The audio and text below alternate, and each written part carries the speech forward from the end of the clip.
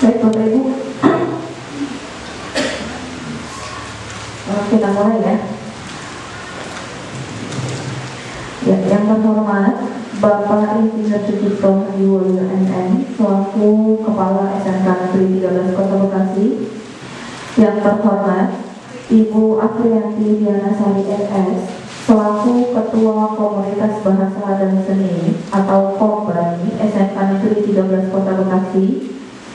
Yang terhormat Ibu Lianti Nova Gloria Breska Putri SPD selaku penyaji materi pada kegiatan in-house training yang bertema membangun budaya positif di sekolah yang kita adakan hari ini, dan Bapak Ibu Guru SMK Negeri 13 Kota Bekasi yang kami banggakan.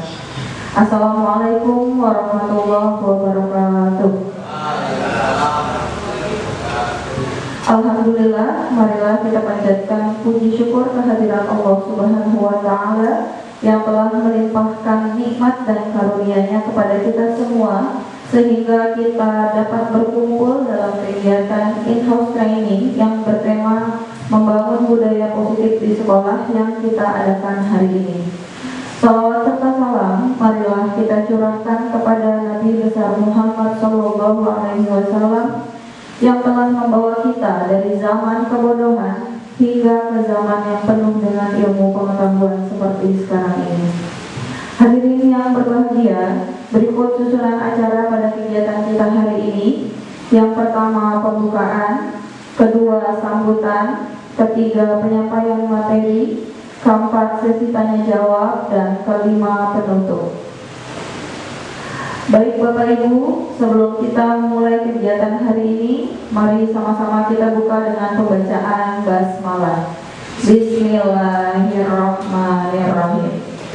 Meningkat ke acara yang selanjutnya, yaitu sambutan.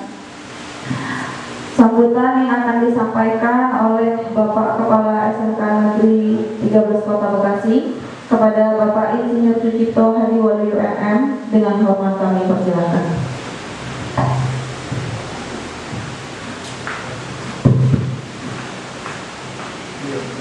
Baik, terima kasih.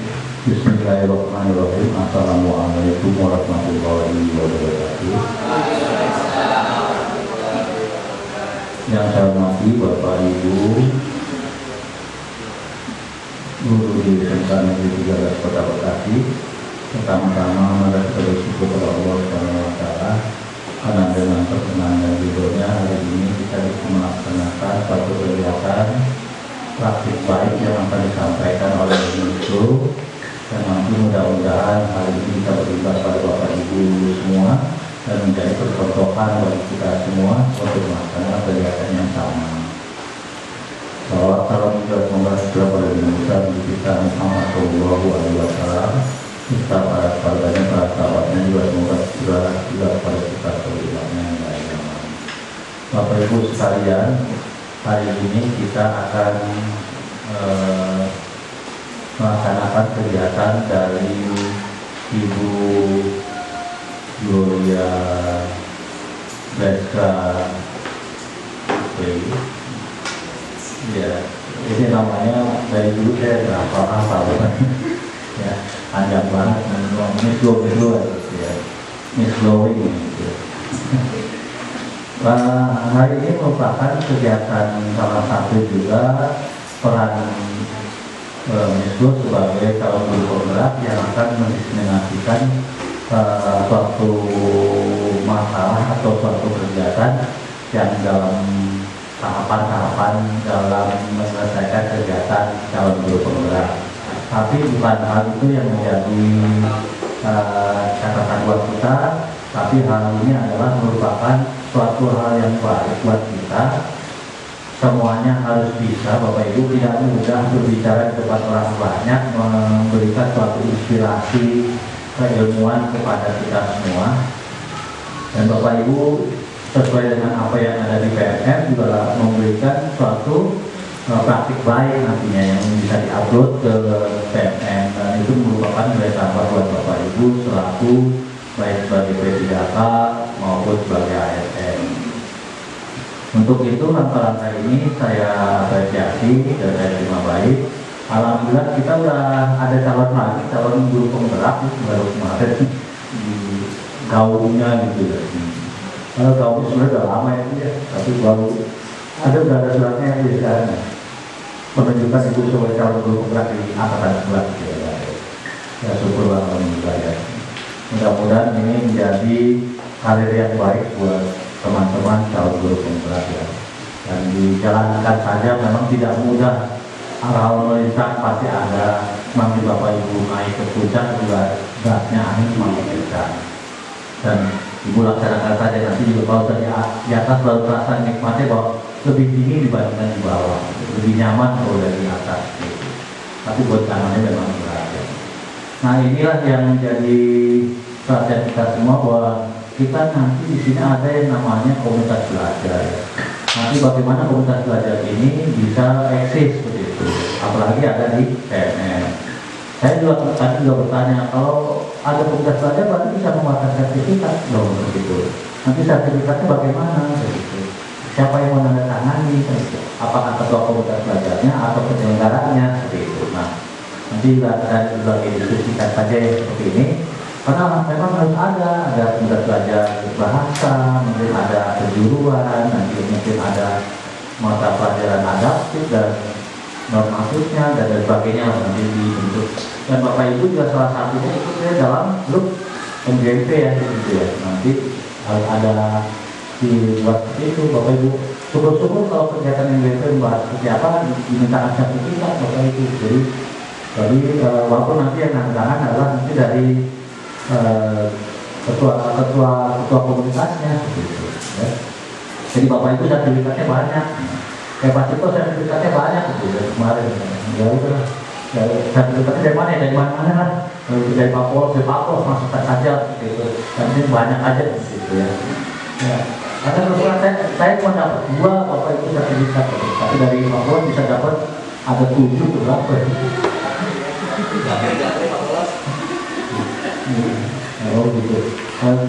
Ya nanti di ya gitu. Ngomong dong.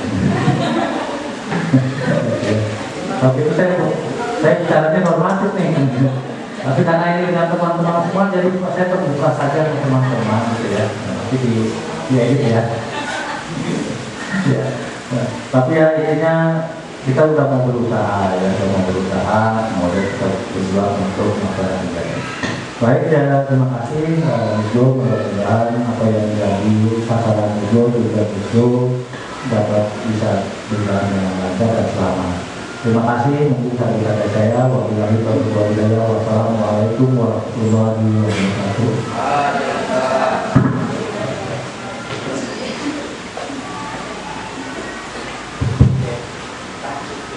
Terima kasih kepada Bapak Kepala SMK Negeri 13 Kota Bekasi yang telah menyampaikan sambutannya.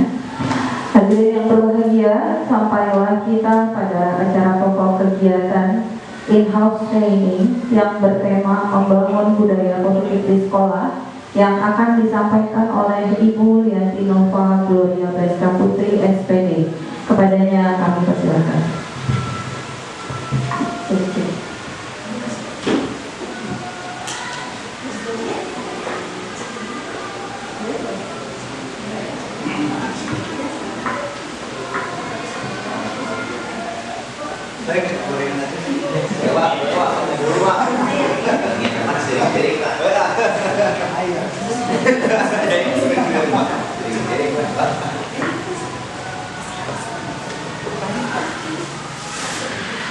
Baik, assalamualaikum warahmatullahi wabarakatuh.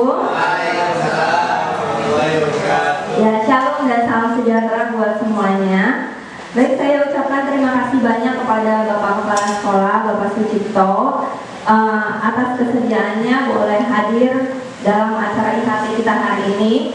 Jadi Bapak Ibu kalau misalnya nanti ada tawaran dari bisnis PKB untuk ikut CGP, ikut aja Bapak Ibu, karena Bapak Sucipto mensupport luar biasa. Jadi setiap hal, hampir setiap kegiatan saya Bapak Cipto selalu hadir. Jadi Bapak Ibu nggak perlu takut, gitu ya.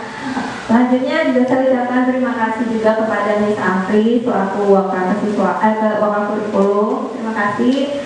sudah mensupport juga kegiatan pada hari ini, dan juga kepada Ibu Saila selaku orang kesiswaan juga saya ucapkan terima kasih sudah bersedia juga menjadi moderator pada kegiatan IHT hari ini.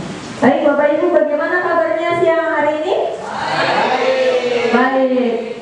Oke, kalau sebelum kita mulai mungkin saya butuh tepuk semangat dari Bapak Ibu ya. Bapak Ibu tahu tepuk semangat nggak? Tahu. Oke.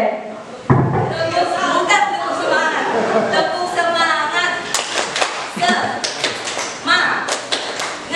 Semangat. Oke, bisa kita coba? Tepuk semangat. Semangat. Sekali lagi tepuk semangat.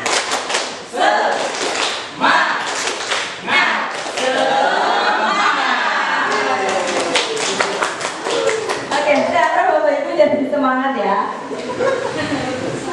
Jadi saya kalau Bapak Ibu tersenyum nyengir-nyengir itu saya juga ikut bahagia saat sharing hal ini.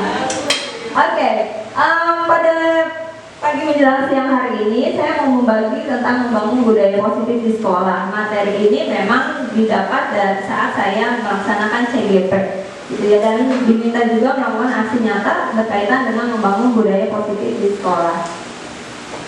Lalu capaian yang akan kita capai pada hari ini adalah Bapak Ibu bisa mendemonstrasikan pemahaman mengenai konsep budaya positif yang di dalamnya terdapat konsep perubahan paradigma stimulus respons, teori kontrol, 3 teori motivasi perilaku manusia, motivasi internal dan eksternal, keyakinan kelas, hukuman, penghargaan, 5 kebutuhan dasar manusia, 5 posisi kontrol guru, dan segitiga restitusi. Banyak ya, makanya kita akan selesai. Dan memberi penghargaan dapat meningkatkan motivasi belajar anak. Apakah Bapak Ibu setuju? Jadi hukuman juga oke ya. Jadi memberi hal positif juga oke, memberi penghargaan juga oke. Gitu, oke. Next. Berbicara tentang budaya positif itu tidak lepas dari yang namanya disiplin positif ya. Jadi mungkin Bapak Ibu selama ini berpikir, kan saya guru nih, berarti saya bisa mengontrol anak-anak saya, benar? Ya, saya orang dewasa, saya orang tua, berarti saya bisa mengontrol anak-anak saya, benar? Pasti mindset yang terpikir sama Bapak Ibu seperti itu. Tapi sebenarnya ada teori dari Dr. William Glasser itu mengatakan bahwa kita nggak bisa mengontrol orang lain. Jadi sebenarnya anak Bapak Ibu atau anak-anak di sini, misalnya kalau di sini agak-agak strict siapa ya? Pak Randy. Agak strict misalnya Pak Randy. Itu anak-anak semua bisa kerjain PR. Karena mungkin Pak Randy itu orangnya strict ataupun galak. Tapi apakah benar Pak Randy sebenarnya mengontrol anak-anak? Gak juga sih, karena Pak Randy-nya galak aja, saya takut diomelin, mending saya kerjain, gitu kan? Atau misalnya, Pak Oman kalau misalnya anaknya melanggar peraturan, maka Pak disuruh keliling, keliling lari di lapangan gitu. Nurut nggak anaknya? Keliling lapangan nurut? Nurut. Berarti apakah Bapak berarti bisa mau Bapak? Tidak. Ya, itu kan Nadia kenapa? Takut aja, karena mendingan saya ini aja daripada jadi berkepanjangan, udah mendingan nurut aja sama Pak Oman gitu ya. Jadi ternyata kita nggak bisa sebenarnya mengontrol orang lain. Itu anak-anak mau begitu ya karena rasa takut, karena mungkin ada dijanjikan sesuatu, akhirnya dia melakukannya, gitu kan? Oke, jadi makna disiplin itu sebenarnya adalah mengontrol diri dengan menggali potensi kita agar tercapai tujuan mulia, yaitu menjadi seseorang yang kita inginkan berdasarkan nilai-nilai yang kita hargai. Jadi pada hari ini kita akan belajar macam-macam ini ya Bapak Ibu, tentang teori motivasi, 5 posisi kontrol, keyakinan kelas, dan kebutuhan dasar manusia. Nah, sebenarnya makna disiplin itu, kalau bahasa Inggris disiplin itu kan berasal dari kata disciple. Disciple itu berarti murid, berarti orang yang sedang belajar, ya enggak? Orang atau di sini bahasa Latinnya dibilangnya belajar. Gitu. Tapi pada kenyataannya kalau kita mengartikan sebuah disiplin apa? Ini kalau anak ini harus saya takar nih begini-gini baru dia bisa disiplin. Jadinya sesuatu yang menyakitkan buat anak enggak?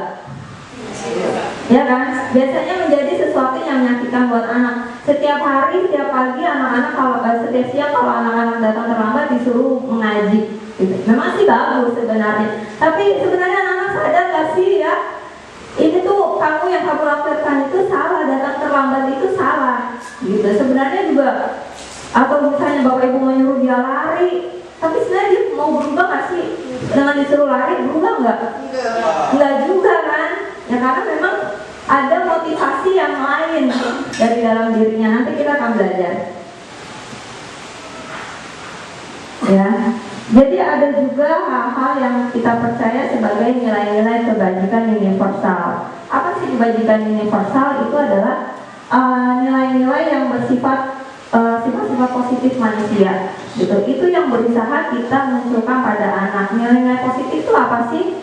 Kejujuran, apalagi tanggung jawab, apalagi sih hal-hal yang paling kita munculkan pada murid kita? Kejujuran, tanggung jawab, disiplin, apalagi bapak ibu? Mandiri, apalagi bersemangat. Pokoknya semua hal positif tersebut kita pengen munculkan kan dalam diri murid-murid kita kan, bahkan dalam diri kita sendiri juga kita pengen munculkan. Nah maka dari itu tujuan daripada disiplin positif itu adalah ini nih bapak ibu. Target perubahan kita adalah profil pelajar Pancasila. Bapak ibu ingat nggak apa aja profil pelajar Pancasila? Beriman, bertakwa kepada Tuhan Yang Maha Esa dan berakhlak mulia, mandiri, bernalar kritis, berkebinekaan global, bergotong royong dan kreatif. Nah itulah yang sebenarnya mau kita munculkan sama anak-anak kita melalui disiplin positif, gitu ya. Ini anak-anak SD di Jakarta ini, yang saya tahu mereka harus hafal ini. Kita coba tanya anak kita hafal nggak? Saya tanya keponakan saya, bahkan dia bisa tahu P5 itu apa, profil pelajar Pancasila itu apa, itu anak SD. Jadi kayaknya kita mesti mengingatkan anak-anak kita kembali perihal profil pelajar Pancasila ya. Next, ada pertanyaan buat Bapak Ibu. Hukuman atau pemotongan gaji akan membuat saya rajin bekerja dan datang tepat waktu. Setuju atau tidak setuju? Tidak. Ayo benar. Ya. Kalau saya nih, saya akan datang di tepat waktu nih.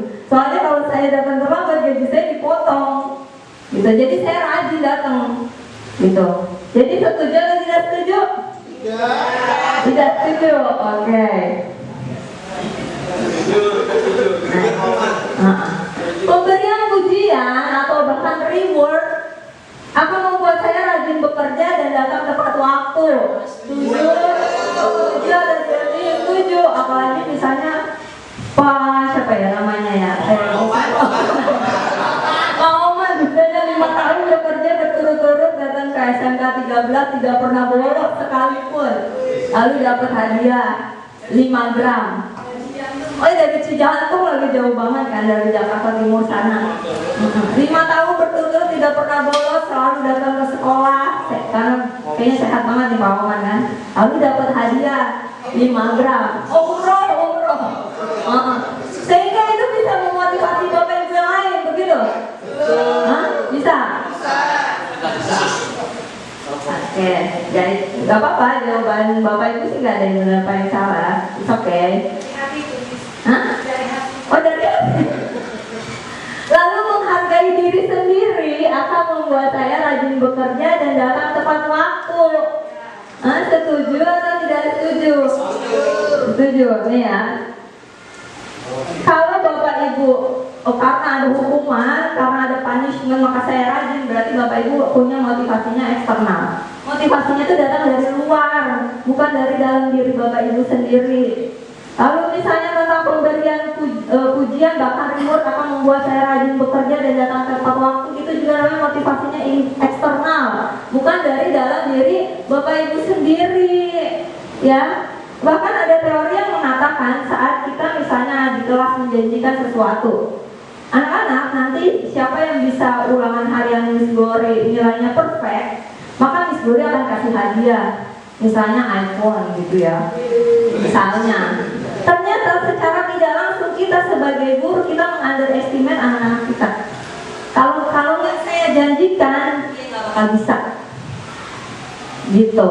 Jadi ada teori yang mengatakan begitu. Jadi bukan karena dia punya motivasi dalam diri dia sendiri, tapi motivasi dia supaya dapat handphone. Makanya dia kerja keras mati-matian, bukan karena kesadaran dirinya sendiri gitu. Bagaimana dengan Bapak Ibu? Nah, ya. Kenapa? Cuma handphonenya nggak ada. Jadi, tapi kalau Bapak Ibu menghargai diri sendiri dan akan membuat saya rajin bekerja dan datang tepat waktu, berarti Bapak Ibu punya namanya motivasi internal atau dibilang intrinsik. Nah, inilah yang menjadi tujuan kita. Kalau misalnya Bapak Ibunya berpikirnya masih motivasi eksternal, kita kan di depan nih di sekolah ya. Apakah tidak demikian juga dengan anak murid kita? Dan kita kan guru, kita digugu dan ditiru. Lebih mudah mana nih? Misalnya Bapak Ibu rajin ke sekolah, datang tidak pernah terlambat, ngebilangin anak murid kita jangan terlambat, ketimbang Bapak Ibu setiap hari ke sekolah terlambat, ngebilangin kamu jangan terlambat mulu dong. Susah kan? Ya kan, makanya diminta Bapak Ibu juga punya motivasi internal gitu. Masih bersama saya kan Bapak Ibu ya? Masih, oke. Boleh tepuk semangat lagi sekali lagi? Tepuk semangat.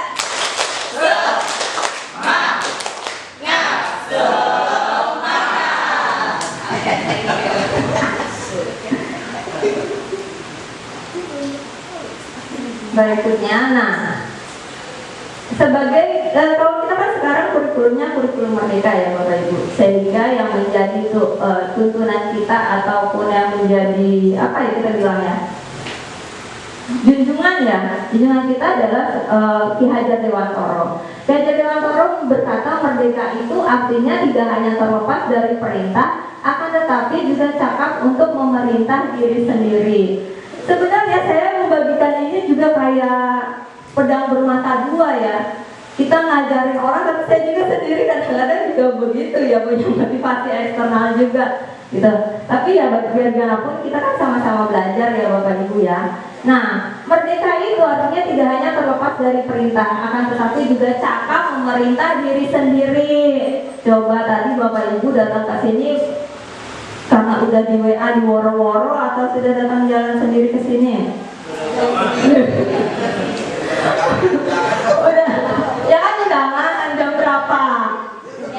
Jam 10 ya. Nggak apa-apa Bapak Ibu, saya ini aja intermezzo aja, bercanda aja. Ya itu juga merupakan pelajaran juga. Jadi kalau misalnya kita tidak bisa memerintah diri sendiri, ya ada nggak ya saya ditulisin? Oh, nggak ada. Ya jangan marah kalau kita diperintah orang, karena kita tidak cakap dalam memerintah diri kita sendiri. Makanya ada peraturan-peraturan, karena manusia pada dasarnya memang ya tidak cakap juga memerintah diri sendiri. Oke? Nah, Bapak Ibu pernah dengar ini? Nah, kemarin ya. Kemarin pas ini ya. Jadi kita nggak bisa yang namanya hanya fokus pada anak ini bermasalah dan kita harus berikan hukuman disiplin yang lebih berat dibandingkan yang lain.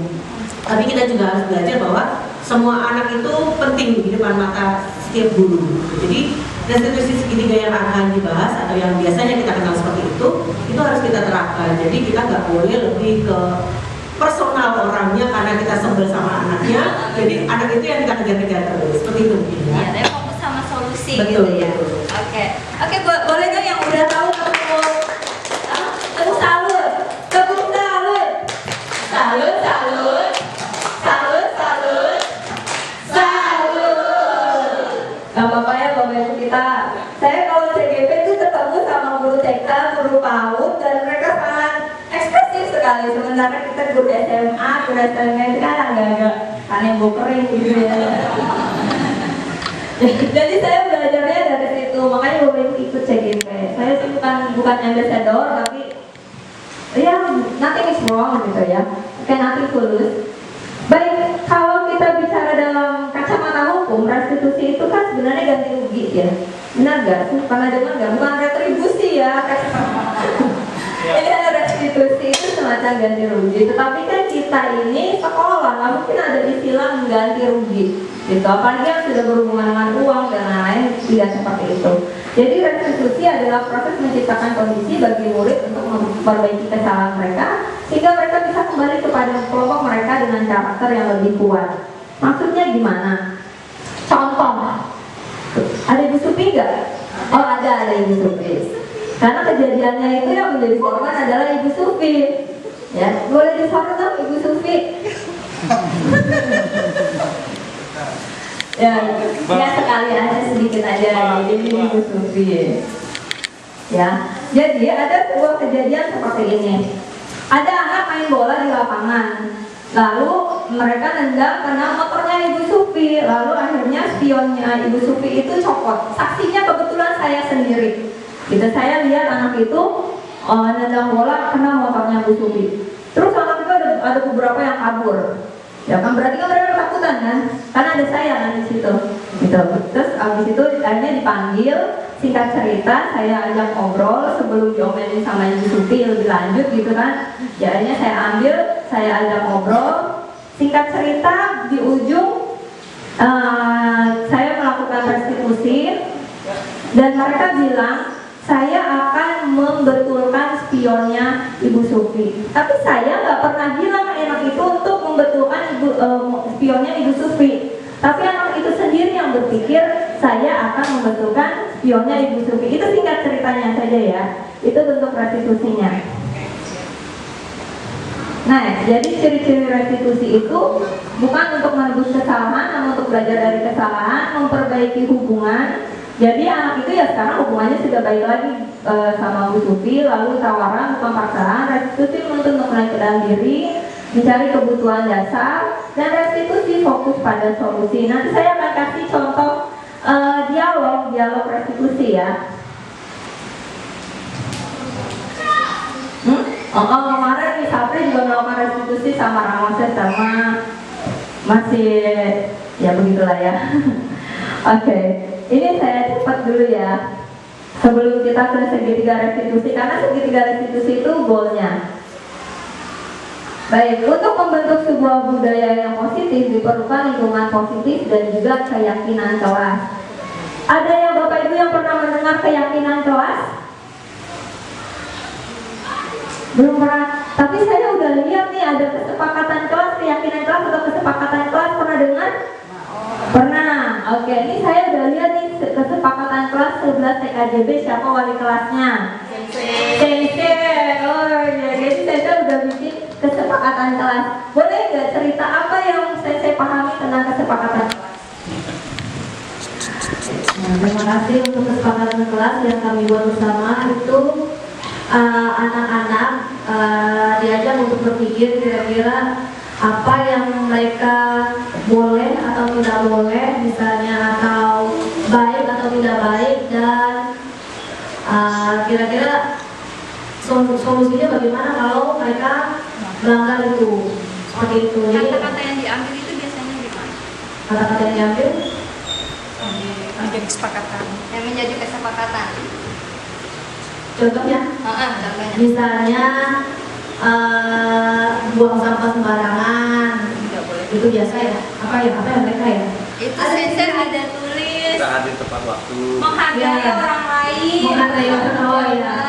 Tolong menolong, sopan santun. Oh ya, itu secara umum ya. Kalau jadi secara pergaulan ya, cara pergaulan mereka untuk supaya menjadi manusia yang lebih baik aja. Oke, thank you sensei. Tepuk salut. Salut.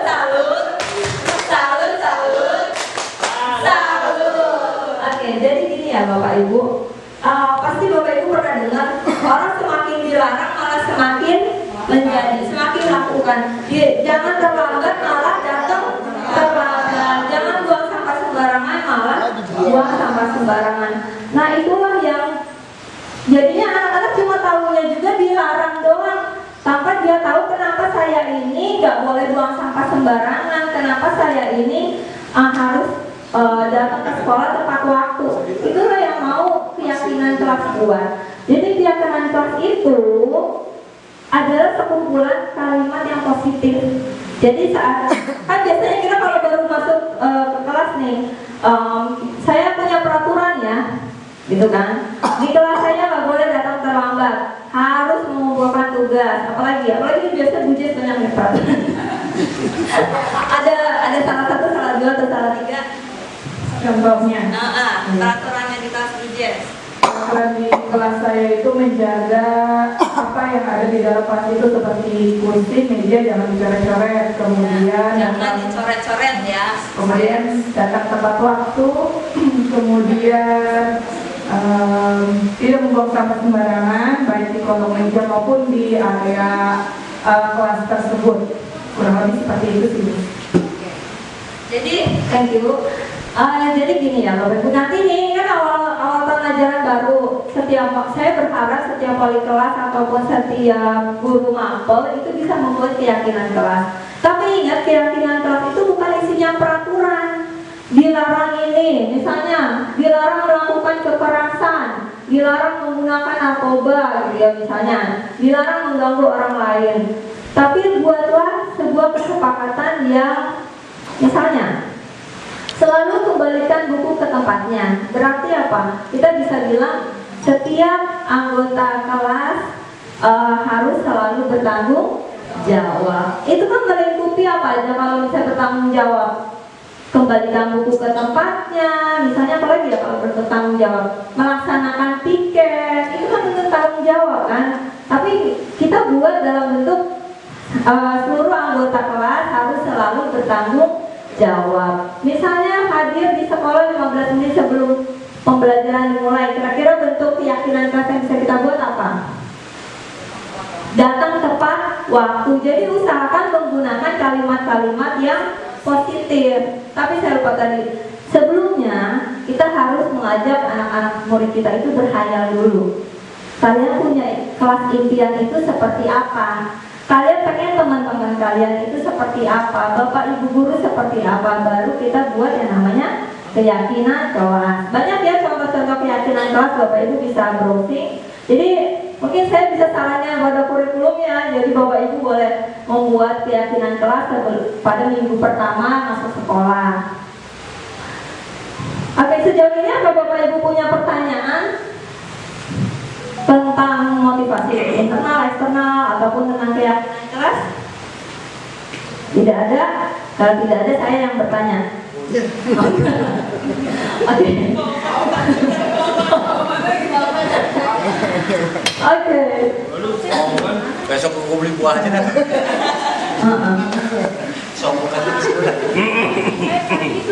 Jadi memang ruang lingkupnya budaya positif itu luas ya Bapak Ibu ya. Kita harus ngecek dulu motivasi internal, eksternal. Kita harus buat keyakinan kelas.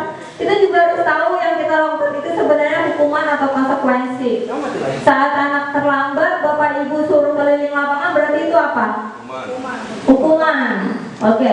Kalau misalnya lari mengelilingi lapangan basket 2 kali karena terlambat hadir di sekolah, hukuman. Murid diminta untuk push up 15 kali karena tidak menggunakan masker ke sekolah. Nggak nyambung banget ya sebenarnya. Jadi itu hukuman atau konsekuensi? Hukuman. Menggantikan kertas tugas teman yang telah dicoret-coret, konsekuensi, karena dia memang harus mengganti. Membersihkan tumpahan air di meja tulis karena tersenggol pada saat belajar, konsekuensi. Murid disuruh untuk tidak mengenakan sepatu seharian di sekolah karena tidak mengenakan sepatu hitam, hukuman. Lari mengelilingi lapangan basket 2 kali karena terlambat 10 menit untuk pelajaran PJOK, konsekuensi ya.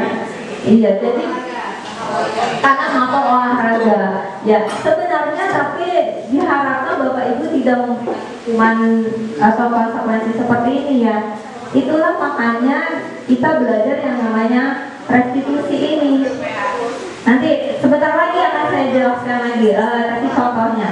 Karena kenapa? Kalau hukuman itu kan menyakitkan kan, yang capek gitu kan. Kalau dihukum kan capek sebenarnya, belum tentu dia juga mikir ya kan, udah capek duluan. Dan menghasilkan apa? Identitas yang negatif, gitu. Nah, banyak materinya, sabar ya Bapak Ibu ya. Tapi ini kalau menurut saya memang sangat bagus gitu. Jadi kita akan memandang murid kita sebagai personal yang seutuhnya gitu. Bukan jadi objek yang harus kita tata sedemikian rupa. Iya, benar Bu? Iya betul. Kita bukan menjadikan siswa menjadi objek yang harus kita kuasai gitu. Bahkan di dalam CGP itu saya diajarkan tentang kebutuhan dasar manusia. Ada berapa nih? 1, 2, 3, 4, 5. Bisa Bapak Ibu baca? Kebaca nggak? Nah, ini apa? Bertahan hidup. Ini basic needs.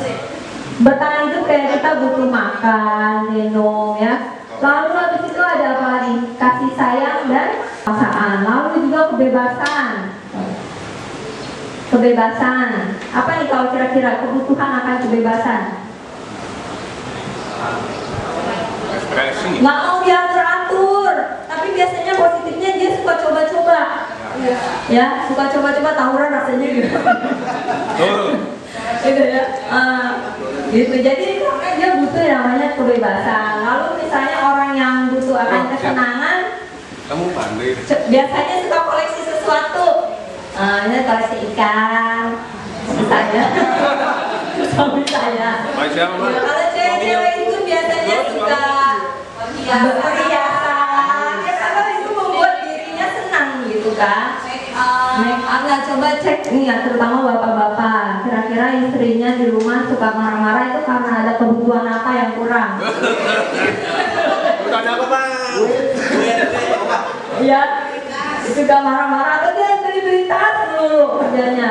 Berarti dia kurang leisure, kurang kesenangan gitu ya. Ya, jadi Bapak Ibu saya berharap dengan mengetahui kebutuhan dasar manusia ini, Bapak Ibu juga jangan selalu berpikir orang anak ini begini karena dia nakal.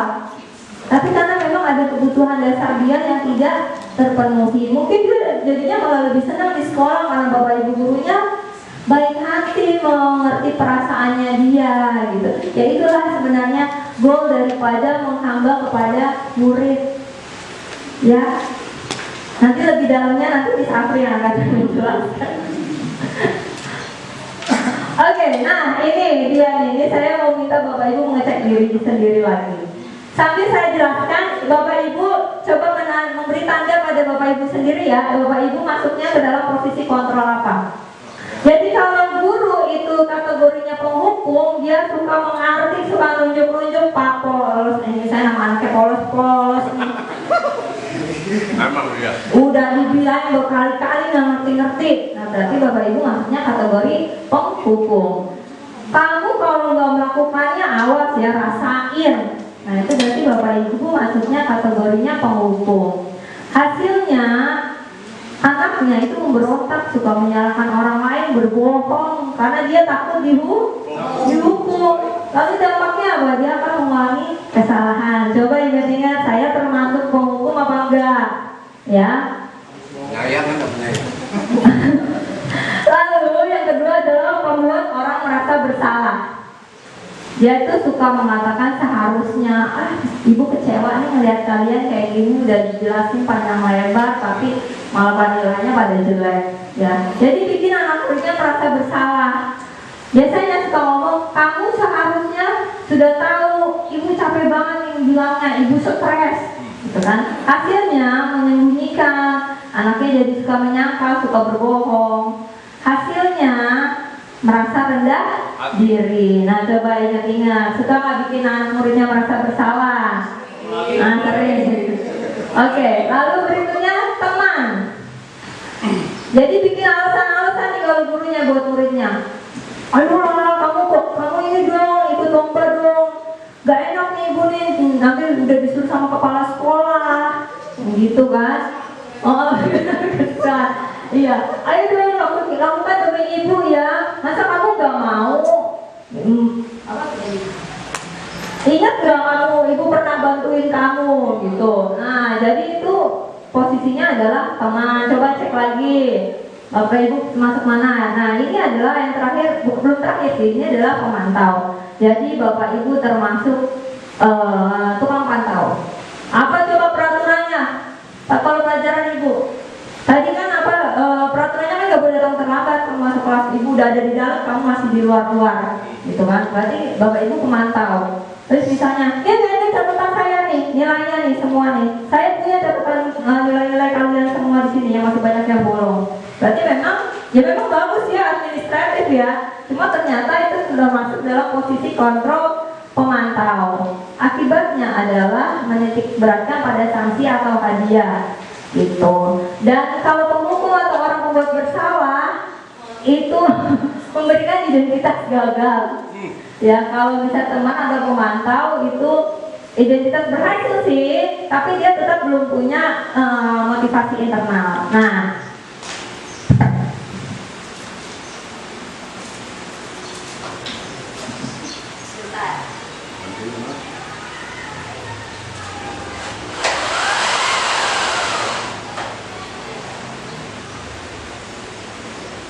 boleh bantu di share satu orang satu.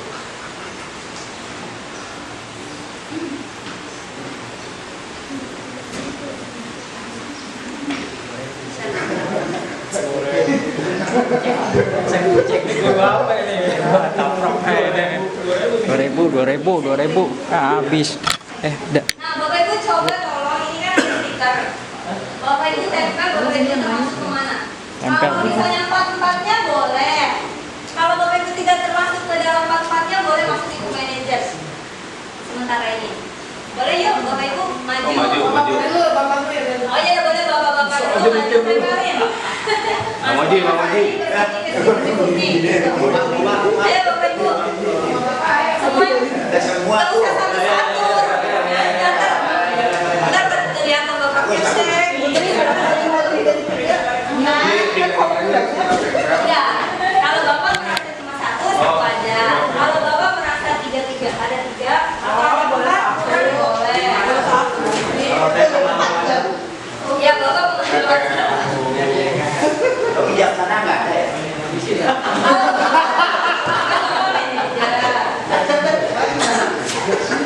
Bijaksana nggak ada. Percaya nggak ada Bapak?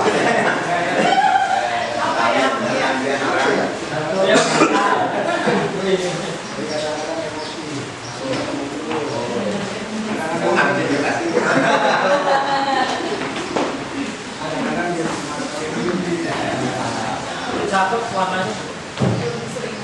Jajan. Ini yang ditaruh ya satu ada habis.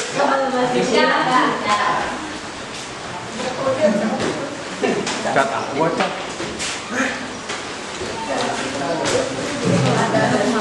cek.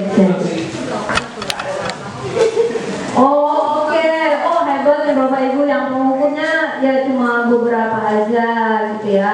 Pembuat orang bersalah ada 5, teman banyak, berarti ya Bapak Ibu cukup friendly ya. Stiker bintang hari ini. Manajer, kalau kan nggak boleh ada reward, no reward, iya. Jadi Sampingnya apa? pemantau kah? Nah, coba kita nanti ya jawabannya. Bagaimana kamu bisa menyelesaikan masalah ini? Manajer, kamu selalu paling terakhir. Membuat. Jadi yang membawa masalah butuh teman, pemantau, manajer, penghukum. Nah inilah P3 restitusi mana? Oh ya, ini terakhir. Boleh, iya. Ini mau dibagiin. Baik, saya bagi ke. Oh udah dibagi ya? Oke. Ini kan ada pembicaraan antara siapa ya? Antara Pak Joko, Mario, dan Andi. Saya minta tolong dong Bapak Ibu, ada yang jadi Pak Joko, siapa ya? Oman. Pak Oman. Terus yang jadi Mario, Adi.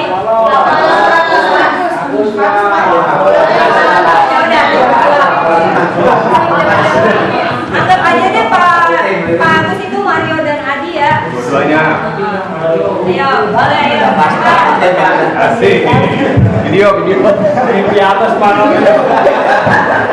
Gara-gara kita. Ayo silakan. Nah, sini lihat kelihatan mukanya, Bang. Ini video. Videoin. Yang ini ya, ekspresinya dipakai ya, Pak. Asik. Action. Wes, mulai.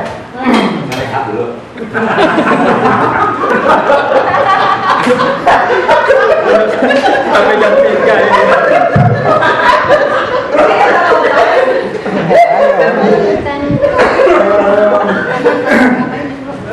Ayo, Adi. Bapak tadi laporan dari guru piket di kantin. Sepertinya kalian dalam masalah ya. Ada yang bisa Bapak bantu? Apa yang terjadi?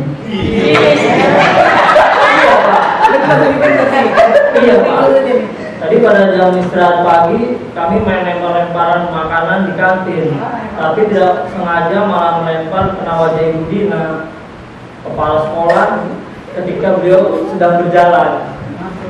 Kalian main lempar-lemparan makanan di kantin. Kena wajah tuh Ibu Dina ketika beliau sedang lewat. Iya, Pak. Adi, ada informasi yang kamu mau tambahkan? Kami tidak bermaksud melakukannya, tapi kami tidak sengaja. Apa kalian tahu kalau kalian berada dalam masalah? Iya.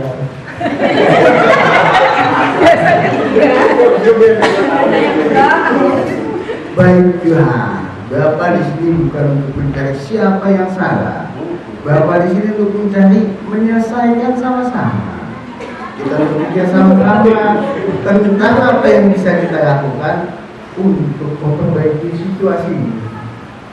Kalian pasti melakukan itu ada alasannya ya. Pasti seru ya. Main lempar-lemparan makanan begitu. Iya, Pak.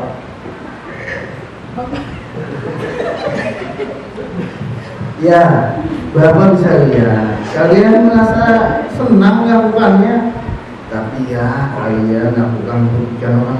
Kita bintang hari ini. Hah?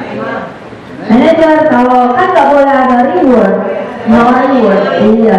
Jadi Sampingnya. pemantau. Nah, coba kita nanti ya jawabannya. Bagaimana kamu bisa menyelesaikan masalah ini? Manajer, kamu selalu paling terakhir. Membuat. Jadi dia membawa masalah buku, teman, pemantau, manajer, penghukum. Nah inilah segitiga restitusi. Mana? Oh ya, ini terakhir. Boleh, iya. Ini mau dibagiin. Baik, saya bagi ke. Oh, udah dibagi ya? Oke. Ini kan ada pembicaraan antara siapa ya? Antara Pak Joko, Mario, dan Andi. Saya minta tolong dong, Bapak Ibu ada yang jadi Pak Joko. Siapa ya? Oman. Pak Oman. Terus yang jadi Mario, Adi.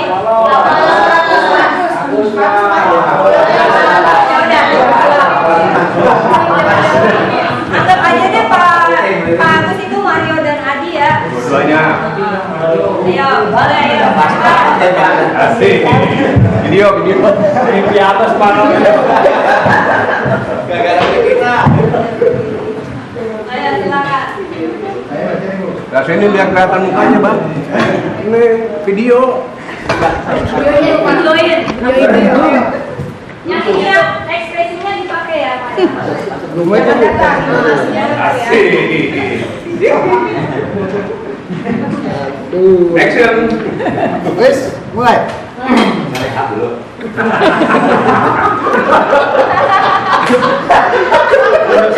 Sampai jam 3 ini.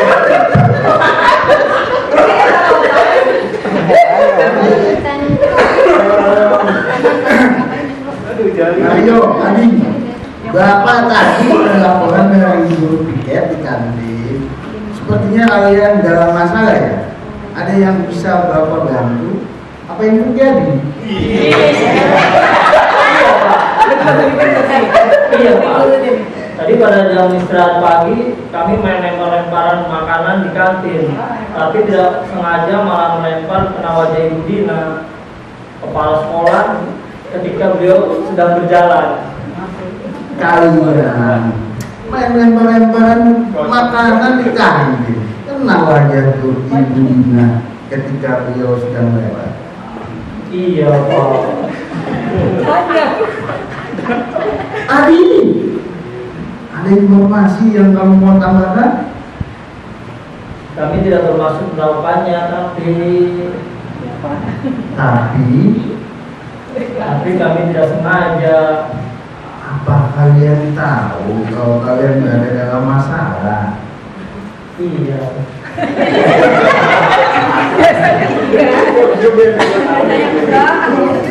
Baiklah, Bapak di sini bukan untuk mencari siapa yang salah. Bapak di sini untuk mencari menyelesaikan sama-sama. Kita berpikir sama-sama tentang apa yang bisa kita lakukan untuk memperbaiki situasi ini. Kalian pasti melakukan itu ada alasannya ya. Pasti seru ya. Main lempar-lemparan makanan begitu. Iya Pak.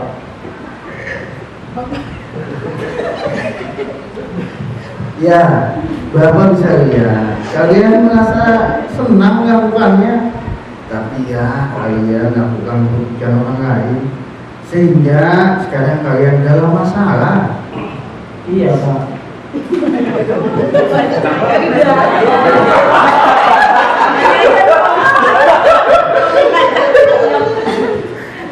Sekarang mari kita bicarakan tentang keyakinan kelas dan keyakinan sekolah kita. Apa yang kita percaya, yang mana yang kalian belum tunjukkan. Kita harus bersikap baik satu sama lain, menghormati orang lain dan menghormati diri sendiri.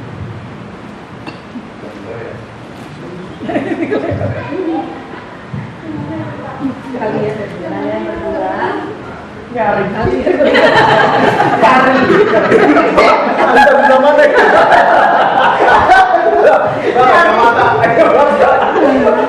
Kalian berdua ingat dengan baik keyakinan kelas kita. Kita kembali pada ketika kalian main lempar-lemparan makanan dan mengenai Ibu Dina. Apa ketika kalian melakukan itu kalian menghormati orang lain? Tidak. Tapi kalian mendapatkan rasa senang. Menurut Bapak ada cara untuk mendapatkan rasa senang tanpa merugikan orang lain. Bagaimana menurut kalian? Iya Pak. Nah, sekarang mari kita selalu mengindahkan keyakinan kelas kita. Besok kita ke kantin dan kalian bisa berlaku lebih baik.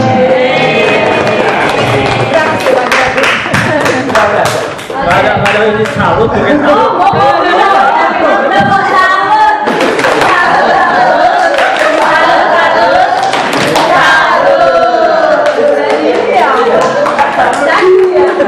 Pak diulang Pak, direkam. Gerak. Oke, itu Pak Oman sempat sekali mengekspresikannya. Jadi memang seperti itu. Jangan kita ada kan anak ini kan ngelempar makanan nggak sengaja kena ke mukanya kepala sekolah ya. Kalau itu sih mungkin rasanya aduh mati deh kan. Pasti kita ngomelin kan sebenarnya kan. Nah tapi itulah yang dimau daripada segitiga restitusi ini. Seperti Pak Oman tadi dengan tenang. Apa emang Pak Oman begitu? Iya. Jadi Pak Oman tuh men-treat anaknya dengan tenang gitu ya, tanpa marah-marah. Apakah Pak Oman tadi memberikan hukuman? Tidak. Tidak. Apakah Pak Oman memberikan konsekuensi? Tidak. Tidak. Tapi anak tersebut sadar nggak dia melakukan kesalahan? Sadar. Nah itulah. Jadi kalau pada segitiga restitusi garis begini kita akan menstabilkan identitas anak itu. Misalnya kalau di sini, baiklah Bapak di sini bukan untuk mencari siapa yang salah, karena kan kita bukan juri ya, bukan polisi. Kita ini guru. jadi kita bukan tugasnya menghukum anak. Makanya dibilang Bapak di sini bukan mencari siapa yang salah, Bapak di sini mencari penyelesaian bersama-sama, berpikir sama-sama tentang apa yang bisa kita lakukan untuk memperbaiki situasi ini. Lalu berikutnya adalah validasi kebutuhan. Ingat tadi ada kebutuhan apa aja? Kasih sayang, bertanggung, kebebasan, kesenangan. Kira-kira dia kalau lagi main-main berarti dia senang kan? Lagi senang-senang. Makanya kita validasi kebutuhannya. Emang sih main-mainnya kan dibilang kalian pasti melakukan itu ada alasannya ya. Pasti seru kan? Lempar-lemparan main makanan begitu kan? Nah itu. Lalu yang terakhir adalah menanyakan keyakinan tentang nilai-nilai apa yang telah kita sepakati.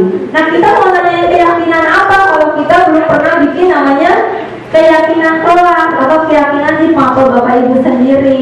Nah kalau kita udah punya, kita bisa menanyakan coba nilai-nilai apa sih yang udah kita sepakati. Nah itu nilai-nilai ini universal ya. Semua orang juga memang harus jujur, memang harus bertanggung jawab, memang harus saling menghormati gitu. Jadi pada dialog ini tentang menanyakan keyakinan adalah sekarang mari kita bicara tentang keyakinan kelas dan keyakinan kelas kita, apa yang kita percaya dan yang mana yang kalian belum tunjukkan gitu ya. Jadi usahakan ya Bapak Ibu tidak memberikan hukuman, tapi biarlah anak tersebut yang berpikir apa yang harus saya lakukan untuk bukan menebus kesalahan supaya tidak ada pihak yang dirugikan gitu. Seperti kejadian di Sufi, anak tersebut yang berpikir bukan saya yang bilang kamu ganti ya pionnya Bu Sufi, enggak, anak tersebut yang berpikir saya akan, awalnya dia mau mengganti, cuma kan saya minta usahakan jangan mengganti, kita melakukan tawar-menawar gitu. Lalu oh ya udah Miss, saya akan periksa dulu pionnya Bu Sufi apa masih bisa dibetulin apa enggak. Kalau masih bisa dibetulin kita akan betulkan. Sekarang udah betul, masih betul nggak Bu Sufi? Oh berarti itu anak ya benar ngebetulin pionnya Bu Sufi gitu ya. Dan apakah anak tersebut sikapnya baik ke Bu Sufi? Baik kan? Jadinya anak tersebut juga kalau melakukan kesalahan itu kan jadinya sebenarnya nggak enak sama orang yang kita rugikan kan. Misalnya saya merusak barangnya dia, saya jadi nggak enak sama dia. Tapi karena saya melakukan restitusi, saya membetulkan barang miliknya ibu saya lah contohnya, maka hubungan saya dengan ibu saya akan baik kembali. Itulah goal yang kita harapkan. Jadi anak-anak bisa kembali kepada komunitasnya dengan keadaan yang ya seperti sedia kala gitu. Ya, ini contoh-contohnya nanti saya bisa bagikan di slide, di PowerPoint-nya. Kurang lebih seperti itu, Bapak Ibu. Apa pertanyaan yang Bapak Ibu miliki saat ini? Adakah tentang berkaitan dengan budaya positif?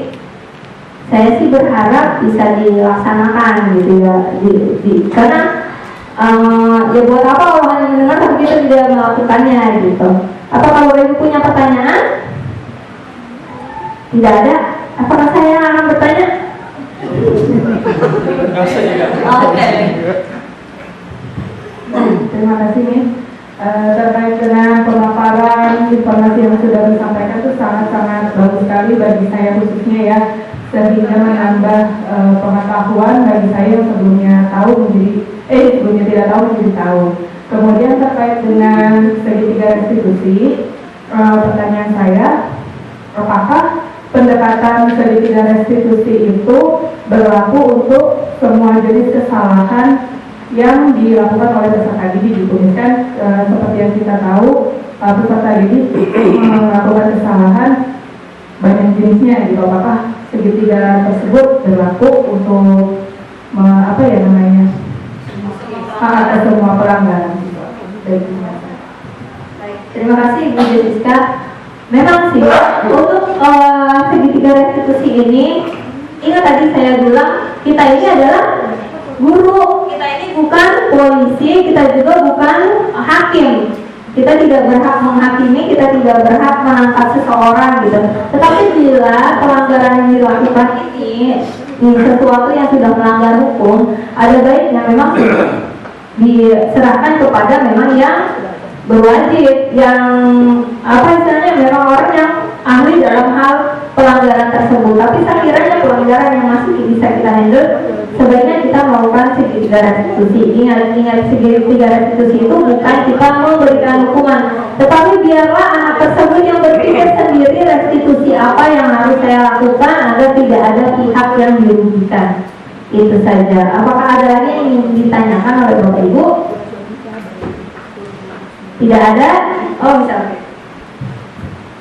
Terima kasih, Ms. Lori. Cukup menarik dan mungkin ini buat saya saja yang suka mengalami deadlock di dalam kelas ya. Mungkin bukan sebagai wali kelas, tapi kepada guru bidang studi ya.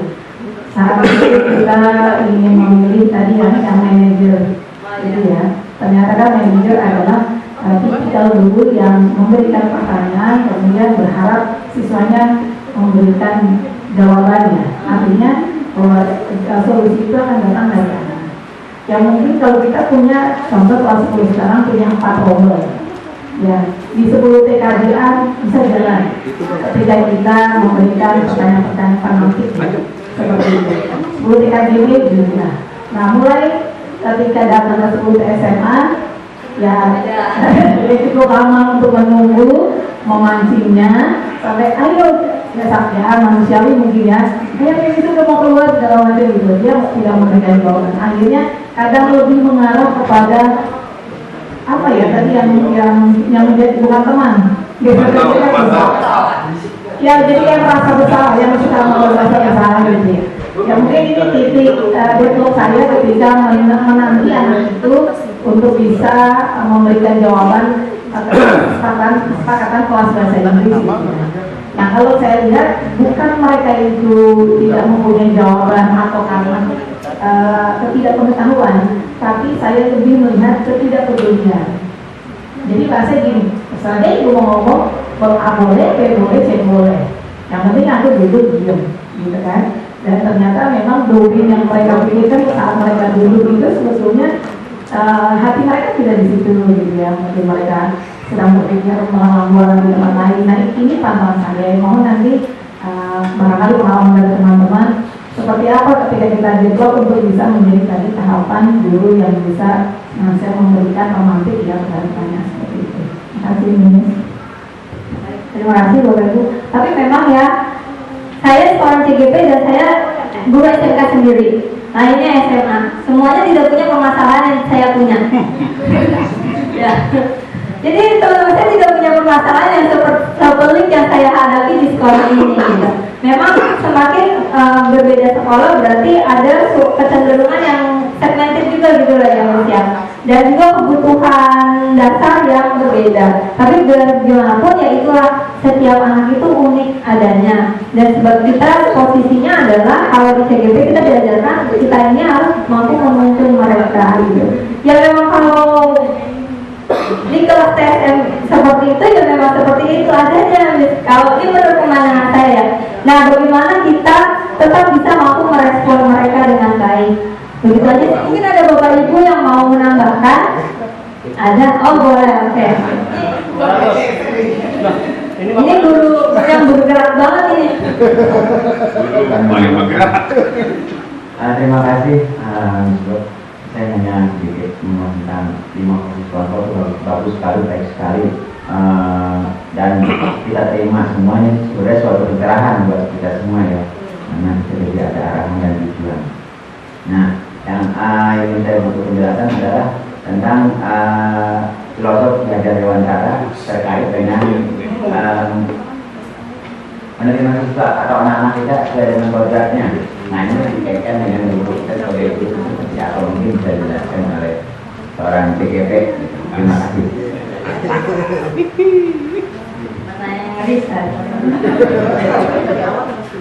Pertanyaan tentang jadi gini Bapak Ibu, ada sebuah filosofi pendidikan yang kita harus patuhi di dalam hati bahwa pendidikan itu artinya adalah menuntut peserta didik sesuai dengan kodratnya, yaitu kodrat alam dan kodrat zaman. Kodrat alam itu berarti bergantung pada sosiokulturalnya dia, di mana dia lahir, di mana dia berkembang, di mana dia tumbuh, ya seperti anak kita di sini, ya seperti itulah kodratnya mereka gitu. Kita harus mampu menerima mereka dan harus bisa menuntun mereka dengan kodrat zaman maksudnya seperti era sekarang gitu, agar bagaimana mereka ini kan kadang kalau kita compare dengan mereka kan sebenarnya di kota ya, tapi kenapa pemikirannya sedikit berbeda dengan di kota-kota misalnya di Jakarta. Tapi ya itulah tugas kita sebagai pendidik, harus mampu menuntun mereka agar mereka tidak ketinggalan. Walaupun mereka memang kita nggak bisa bilang mereka lahirnya di sana, memang mereka dibesarkan oleh keluarga yang seperti itu. Itu kan takdir ya, yang tidak bisa kita rubah. Nah itulah makanya Bapak Ibu harus mampu menuntun mereka sesuai kodratnya dan sesuai zamannya. Zaman maksudnya tetap mengikuti zaman agar mereka tidak ketinggalan seperti anak-anak lain di misalnya di kota-kota besar dan lain-lain. Ada yang ingin ditambahkan lagi dari Bapak atas penjelasan saya? Sebenarnya penjelasan itu panjang karena berkaitan dengan sosio-kultural anak gitu ya. Itu saja tidak saya, terima kasih. Ada lagi?